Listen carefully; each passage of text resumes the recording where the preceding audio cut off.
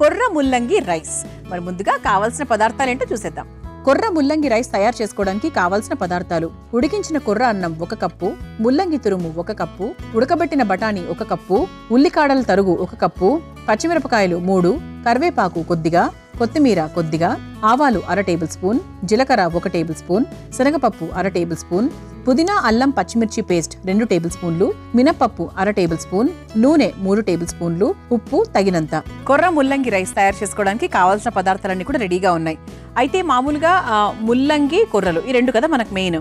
ముల్లంగి వాసన ఉడికించేటప్పుడు అంత గొప్పగా ఏం రాదు. సో దానివల్ల ఏంటంటే పిల్లలు మాకు ఇది వద్దు, అది ఏంటో ఉంది, అదొక రకరకాలుగా ఉంది అని చెప్తూ ఉంటారు. కానీ ముల్లంగి ఎంత మంచిది తెలుసా అండి, ముఖ్యంగా పిల్లలకే చాలా మంచిది. ఊపిరితిత్తులకు సంబంధించినటువంటి ఇబ్బందులు ఏవైనా ఉంటే చాలా వరకు వెళ్ళిపోతాయి. సో 100% ముల్లంగి అనేది పిల్లలకు ఇవ్వండి. బికాస్ గ్రోయింగ్ ఏజ్లో రకరకాల వైరస్లకు వాళ్ళు ఎక్స్పోజ్ అవుతూ ఉంటారు. సో వాళ్ళకి బోల్డ్ అని ఇన్ఫెక్షన్స్ వస్తూ ఉంటాయి. సో అటువంటి టైంలో మనం ముల్లంగి లాంటి పదార్థాలను తరచూ ఇస్తూ ఉండడం వల్ల ఏంటంటే వాళ్ళకి ఒక హెల్త్కి చాలా చాలా మంచి చేస్తుంది. అలాగే ఇక మన కొర్రల గురించి మాట్లాడాలి అంటే ఏం చెప్పాలి, మధుమేహం ఉన్న వాళ్ళకి చాలా మంచిది. అలాగే డైజెషన్ పరంగా చాలా అద్భుతము. ఆ తర్వాత గుండె ఆరోగ్యానికి మంచిది. గర్భిణీ స్త్రీలు తినొచ్చు. వెయిట్ మేనేజ్మెంట్కి బాగా పనికొస్తుంది. ఇంకా అన్నిటికీ అండి, వాట్ నాట్. ఇంకా కొర్రలు అనేవి అందరికీ, అన్ని వయసుల వారికి చాలా చాలా మంచిది. అండ్ కొర్రలతో మనము మన అమృతం కార్యక్రమంలో బోల్డ్ అని రకాల వంటలు కూడా చేసుకున్నాం. మరి ఈరోజు ఈ కొర్రలు అలాగే ముల్లంగి ఈ కాంబినేషన్తో మనం చక్కగా రైస్ తయారు చేసుకోబోతున్నాం. సో మొదలు పెట్టేద్దాం. First stove వెలిగించేద్దాం.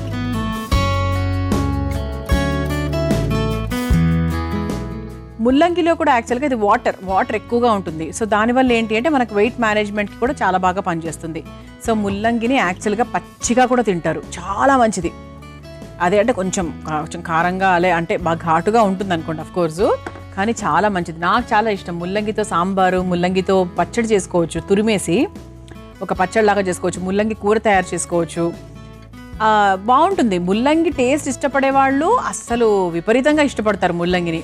కానీ కొంతమంది మాత్రం అంతే వెనక్కి కూడా వెళ్తూ ఉంటారు. కానీ లేదండి, ముల్లంగి చాలా మంచిది. సో వాసన, లుక్కు అవన్నీ మనము సెకండరీ, పక్కన పెట్టేసేయండి. So first health point of view ఎంత ఉంది అందులో మ్యాటర్ అనేది మనకు చాలా ఇంపార్టెంట్.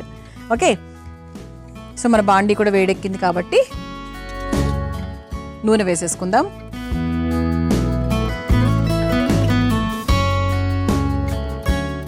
టూ to 3 స్పూన్స్ నూనె కొంచెం మనకు వేడైన తర్వాత ఇక మనం పోపు దినుసులన్నీ కూడా వేసుకోవచ్చు. ఇది బేసిక్గా ఏంటి అంటే ముల్లంగి బాక్సుల్లో పెట్టుకొని మనం ఆఫీస్లోకి వెళ్ళి ఓపెన్ చేసినప్పుడు కొంచెం ఒక వాసన రావచ్చు. అందుకే ఏంటి అంటే ముల్లంగితో ఏదైనా రెసిపీస్ తినేటప్పుడు మీరు ఇంట్లోనే తినడానికి ప్రయత్నించండి. వేడివేడిగా తింటేనే బాగుంటుంది కూడా. బాక్స్లో పెట్టుకొని వెళ్ళొచ్చు.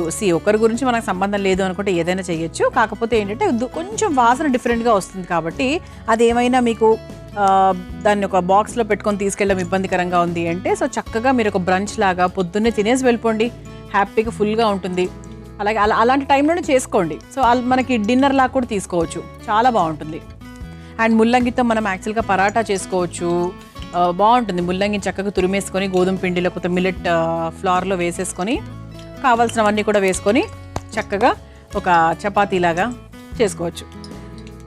నూనె కాస్త వేడైంది కాబట్టి ఇంకా పోపు దినుసులు వేసేసుకుందాం. ముందుగా ఆవాలు, అలాగే కాస్త జీలకర్ర,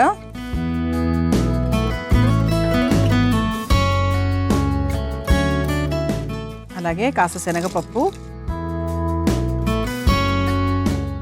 అలాగే కాస్త మినప్పప్పు,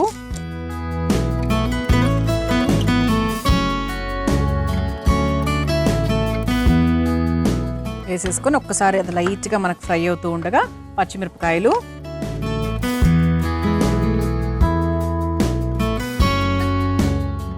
అలాగే కరివేపాకు,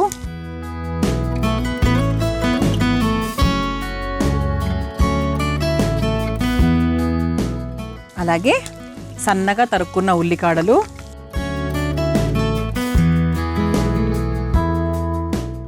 ఇది కూడా ఒక్కసారి మనకు లైట్గా ఫ్రై చేసేసుకోవాలి. చేసేసుకున్నాక ఇందులో ఒక మంచి ఫ్లేవర్ వేస్తున్నామండి. అందరికీ ఇష్టమైన ఫ్లేవర్, నాకు బాగా ఇష్టమైన ఫ్లేవర్ పుదీనా. అంటే పుదీనా డైరెక్ట్గా వేయట్లేదు, పుదీనా, అల్లము, పచ్చిమిర్చి ఈ మూడింటిని కూడా చక్కగా ఒక పేస్ట్ రూపంలో వేసేస్తున్నాం. సో పచ్చిమిరపకాయలు ఆల్రెడీ వేసాం కదా అనుకుంటే ఇందులో మీరు కేవలం అల్లము, పుదీనా వేసుకోవచ్చు. అల్లం కూడా వద్దు, ముక్కల రూపంలో వేసామని కూడా పుదీనా పేస్ట్ మాత్రమే వేసుకోవచ్చు. ఒక 2 స్పూన్స్ పుదీనా, అల్లం, పచ్చిమిర్చి పేస్ట్.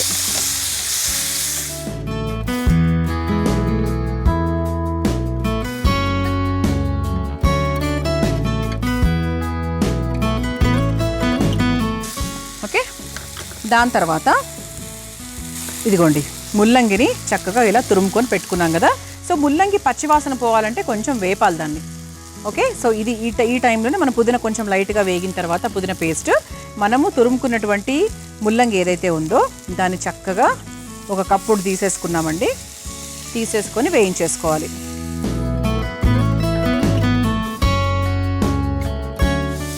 మనకు వాటర్ కంటెంట్ అంతా పోయేంత వరకు వేయించేసుకోవాలి.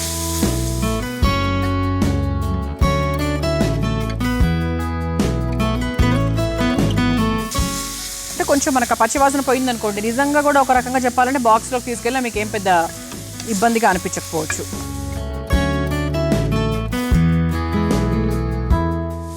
ఆ తర్వాత మనం ఉడికించుకున్నటువంటి బఠానీ ఏదైతే ఉందో అది వేసుకోవాలి. ఇదిగోండి ఎలా ఉడికించుకున్నామంటే ఇలా మనం మ్యాష్ చేసుకుంటే ఒక 80% వరకు మనము ఉడికించినట్టు లెక్క. ఓకే, సో దాన్ని కూడా మరి చూసుకోండి, క్వాంటిటీ పరంగా చూసుకొని వేసుకోండి. ఎక్కువ కావాలంటే ఎక్కువ వేసుకోవచ్చు, అలా ఉన్నట్టుగా ఉండాలి అంటే దాని ప్రకారంగా మీరు వేసుకోవచ్చు. 4 స్పూన్లు, 5 స్పూన్లు, అర్ధ కప్పు అలా మీరు వేసుకోవచ్చు. ఇందులో కాస్త ఉప్పు వేసేసుకుందాము.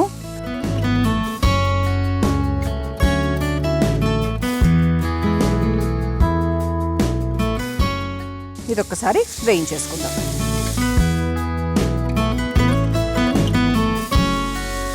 ఒక చుక్క నీళ్ళు పోసుకుందామండి, జస్ట్ మనకి ఆ స్పైసెస్ అవన్నీ కలవడానికి మాత్రమే.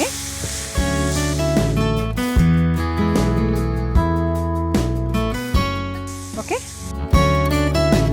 సో ఇలా మనకు చక్కగా ఒక 2 to 3 స్పూన్స్ ఆఫ్ వాటర్ పోసుకున్న తర్వాత ఇదిగోండి మనం కుర్రలు కూడా ముందుగానే సాధ్యమైనంత వరకు పొడి పొడిగా ఉడికించుకుంటే బాగుంటుంది. బికాజ్ రైస్ ఐటమ్ కదా, సో కొంచెం పొడి పొడిగా ఉంటే బాగుంటుంది. సో మీరు కుర్రలు కాకపోతే సజ్జలు, అరికెలు మీరు ఏదైనా కూడా ఉపయోగించుకోవచ్చు. సో ఇది అంటే మన కుర్రలు అంటే కుర్రలు మాత్రమే అన్నట్టుగా ఏమీ లేదు. సో దీంట్లో మీరు ఇదే దాంట్లో బాస్మతి రైస్ కూడా వేసుకోవచ్చు. అంటే చెప్తున్నాను మామూలుగా, అంటే మీ ఇష్టాలకు తగ్గట్టుగా. మనం ఏంటంటే ఎంతవరకు ఆరోగ్యమైన పదార్థాలను వాడాలి అని మీకు చెప్పడం మాత్రమే. చెయ్యడం అనేది అఫ్కోర్స్ మీ ఇష్టం అది కదా, కానీ చెయ్యండి మంచిది. ఓకే, సో మరి ఉడికిచ్చిన కుర్రల్ని చక్కగా మనం ఇలా పొడి పొడిగా వేసేసుకుందాం.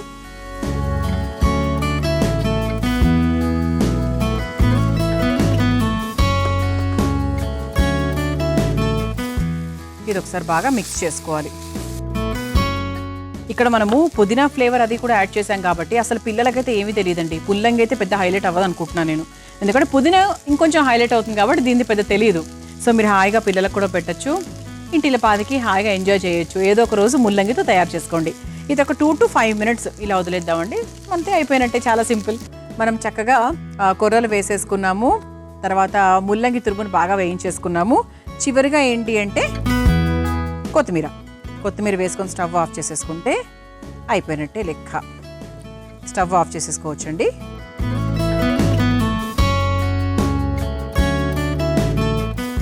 ఇప్పుడు చక్కగా ఒక బౌల్లోకి తీసేసుకొని ఒక ప్లేట్లోకి తీసేసుకుందాం.